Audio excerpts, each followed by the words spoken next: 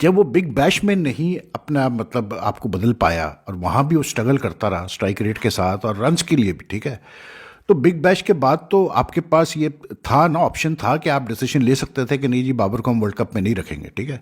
अब आप एक प्लेयर को जो कि भाई उसका बहुत बुरा वक्त चल रहा है बाबर का, ठीक है, इसमें कोई शक नहीं कि बहुत ही उसका बुरा वक्त चल रहा है, partly because of his own blunders, because of other factor, जो भी कहें आप।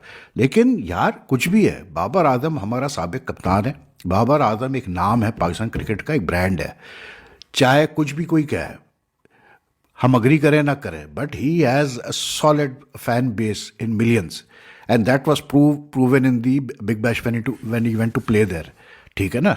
तो उसकी अपनी एक फॉलोइंग है। No head coach has the right to do this with a senior player यार, and with a former captain. Mike Hesson को किसने ये राइट दिया कि आप बैठ के बाबर आजम के बारे में आप उसको जो है फर्दर डिमोरलाइज करें, आप उसको रन डाउन करें। माइक हैसन के प्रेस कॉन्फ्रेंस को इतना डिफेंड क्यों कर रहे हैं यार? उसने तो सारी चीजें बता दी हैं कि मेरे ये था, हम दुनिया में T20 में वर्ल्ड नंबर 1 होते थे, सबसे ज्यादा विकेट लेने वाला हमारा बॉलर होता था, सबसे ज्यादा मैच जीतने वाली हमारी टीम होती थी और दुनिया को T20 में हम टफ टाइम देते होते थे। ये पुरानी बात नहीं है, ये आज से कुछ ही साल पहले, 8-10 साल पहले की बात है। वैसे तो आप कैसे पाकिस्तान क्रिकेट बोर्ड आपको, पाकिस्तान क्रिकेट टीम के फैंस को बेवकूफ बना रहा है और आप बेवकूफ बन रहे हैं। द 100 यूके की जो लीग है उसमें 45 पाकिस्तानियों ने, 45 पाकिस्तानी क्रिकेटर्स ने अपना नाम रजिस्टर किया था, लेकिन इस साल 45 के 45 पाकिस्तानी क्रिकेटर्स को रिजेक्ट कर दिया गया। और न्यूज सामने आई है, दी 100 आपको पता ही होगा, जो फॉर्मेट है, इंग्लैंड की एक बहुत बड़ी लीग है, 100 बॉलों का जो फॉर्मेट वाली लीग होती है, उसके अंदर 4 है इंडियन फ्रेंचाइजेस, उसके अंदर 63 पाकिस्तानी प्लेयर्स ने रजिस्टर किया है 11-12 को, उसकी जो कहते हैं ना ड्राफ्ट है, और पाकिस्तान का जितना भी T20 स्क्वाड है सबने रजिस्टर किया उसके अंदर, बाकी 63 प्लेयर्स टोटल बनते हैं। अब खबर ये सामने आई है कि जो जितने भी इंडियंस ओनर्स हैं वो किसी भी पाकिस्तानी प्लेयर को नहीं खरीदेंगे। खबर क्या है, टेलीग्राफ की रिपोर्ट है, Pakistani cricketers will not be sign by the 4 Indian owned 100 franchises in the next month auction. ये क्या है? ऐसे तो पाकिस्तानी क्रिकेट खत्म हो जाएगी, प्लेयर्स को पैसा ही नहीं मिलेगा, क्योंकि मेजर क्रिकेट लीग जो यूएसए की है उसके अंदर इंडियंस, सीपीएल के अंदर इंडियंस, साउथ अफ्रीका के अंदर इंडियंस, आईएल T20 के अंदर इंडियंस, इसके अलावा न्यूजीलैंड की लीग शुरू होने जा रही है उसमें भी इंडियंस आएंगे। बिग बैश अपनी 2 फ्रेंचाइजेस जो है वो इंडियन ओनर्स को देने जा रहा है, वहां भी जिसको कहते हैं इंडियंस।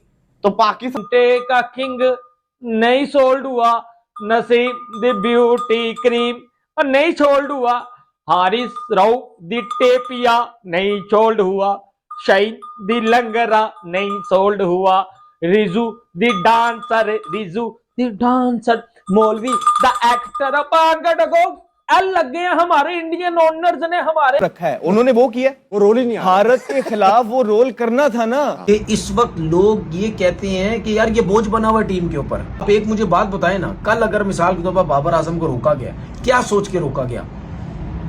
अगर वो छक्के मारने वाला प्लेयर होता तो क्या उसको रोका जाता? कभी भी नहीं रोका जाता। तो फिर मुझे यही लगता है ना कि बेइज्जत करो इसको, इतना ऐसा कुछ कर दो कि खुद ही T20 क्रिकेट छोड़ दे, खुद तो छोड़ नहीं रहा।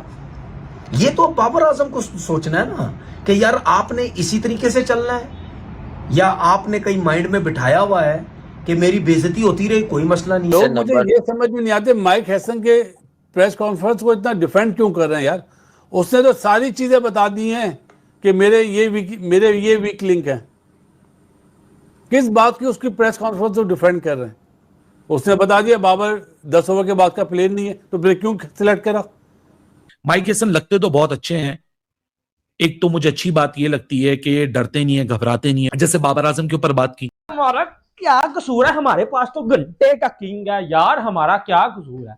लीग में पाकिस्तानी क्रिकेटर्स की एंट्री बंद हो गई है और ये बात ऑलमोस्ट ऑफिशियल हो गई है कि अब किसी भी टीम को ये इजाजत नहीं कि वो पाकिस्तानी क्रिकेटर्स को दी 100 लीग में पिक करे। तो भाई जहां पे पैसा है ना, मुझे लगता है इंडिया वालों ने सारी लीगें खरीद के ना पाकिस्तान को सिर्फ PSL खेलने के लिए छोड़ देना है। आईपीएल के बाद अब दी 100 लीग में भी क्या पाकिस्तानी प्लेयरों पे लग जाएगा बैन? आईपीएल की ओनर्स ने, आईपीएल की फ्रेंचाइजीज ने ले लिया है एक बड़ा फैसला, जहां पर अब दी 100 लीग में भी पाकिस्तानी प्लेयरों को कह दिया गया है ना। 100 में तो अब इसमें देखें, एक तो ये है कि क्या प्लेयर्स की उतनी क्वालिटी है तो उनको रखा जाए, या दूसरा ये है कि अब आपने कई दफा नोट किया है कि अगर प्लेयर्स का कॉन्ट्रैक्ट वगैरह हो भी जाए तो बीच में ये पीसीबी आके टांग अड़ा देता है। एनओसी उनका कभी यहाँ की खत्म हो गया जी, डोमेस्टिक का टूर्नामेंट शुरू हो गया, आगे इधर खेलने। Indian owned teams will not consider Pakistan players for the 100 auction। ये BBC स्पोर्ट्स की खबर है भाई लोगों। तो जो इंडियन मालिक लोग हैं जो ऑन कर रहे हैं दी 100 की टीम्स को, तो वहां पर इसमें कौन सी हैरानी की बात है? ये तो हक है भाई अपना, हमारा क्या है भाई, हमारा इंडियन का पैसा, उनकी मर्जी, वो कहां पे उसको लगाएं कहां पे ना लगाएं। और वैसे भी वो बिल्कुल ठीक लिखा ऊपर भी। देखो सवाल ये भी है कि वो पाकिस्तानी है, बट सवाल ये भी तो है कि इनके जौहर भी तो देख लिए सबने अभी दी 100 में, अभी इसमें बीबीएल में। आईपीएल के बाद बाकी लीग्स ने भी पाकिस्तानी खिलाड़ियों को बैन करना शुरू कर दिया है। और पहले तो आपको मालूम है कि आईपीएल में पाकिस्तानी प्लेयर्स को बैन कर दिया गया था, और उसके बाद लास्ट टाइम बांग्लादेश के प्लेयर्स को भी आईपीएल ने तकरीबन बैन कर दिया है। अब द 100 जो इनका डोमेस्टिक टूर्नामेंट है, 100 गेंदों वाला जो होता है, उसमें 4 टीमें जो हैं वो आईपीएल के जो ओनर्स हैं उन्होंने शेयर्स खरीद लिए। आई थिंक आधा या 51% या 49%, बहरहाल उन्होंने वो नाम भी चेंज हो गए हैं। मुंबई इंडियन, लंदन और मैनचेस्टर वालों का भी, एक सनराइजर हैदराबाद वालों ने जो आपको 30, 35 और 25 के अंदर आना। अगर आप 35 में कर रहे हैं तो आप 30 में करें, कभी आप 25 में करके दें ताकि इंपैक्ट डालें।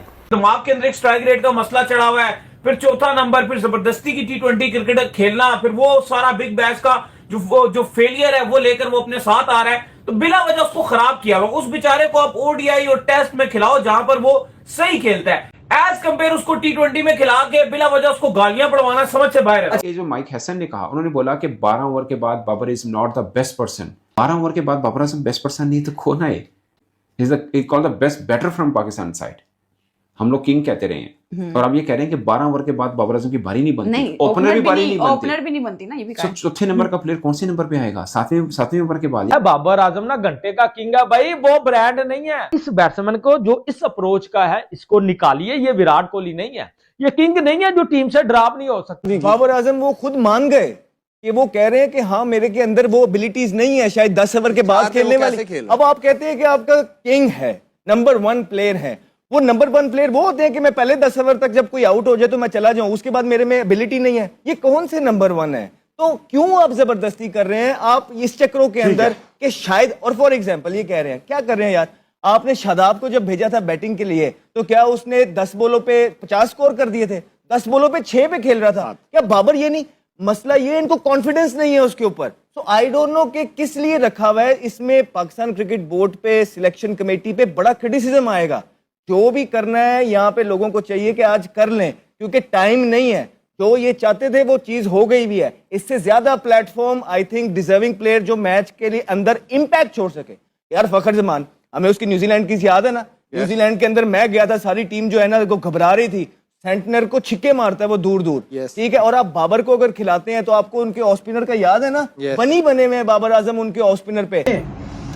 देखिए जो इस वक्त बाबर के साथ हो रहा है ना वो सही नहीं हो रहा है। मुझे नहीं समझ आती वो खुद क्यों नहीं सोच रहा। अब पता नहीं सोच रहा है या टीम मैनेजमेंट से क्या बात होती है, सिलेक्टर से उसकी क्या बात होती है, ये मुझे नहीं पता। हमें नहीं पता कि इनसाइड क्या चीजें चल रही हैं। लेकिन फिलहाल जो चीजें बाबर के साथ हो रही हैं उससे जो उसको पसंद करने वाला है या उसको सपोर्ट को, उसकी तो हट रही होगी। उसको तो बहुत बुरा लग रहा होगा, यार इसके साथ कर क्या रहे हो आप लोग तो लगता है प्री प्लान बेइज्जती कर रहे हो उसकी। इसी तरीके से बेइज्जती करो तो तब ये छोड़ेगा। इस वक्त लोग ये कहते हैं कि यार ये बोझ बना हुआ है टीम के ऊपर। बोझ किस वजह से बना हुआ है? एक तो नंबर उसको ऐसा दे दिया है, उसके बाद उससे परफॉर्मेंस ही नहीं हो रहा, नंबर भी ऐसा मिला हुआ है, तो फिर कैसे परफॉर्म करेगा? आप एक मुझे बात बताएं ना, कल अगर मिसाल के तौर पर बाबर आजम को रोका गया, क्या सोच के रोका गया? अगर वो छक्के मारने वाला प्लेयर होता तो क्या उसको रोका जाता? कभी भी नहीं रोका जाता। इतना एक्सपीरियंस जिसके पास हो और वो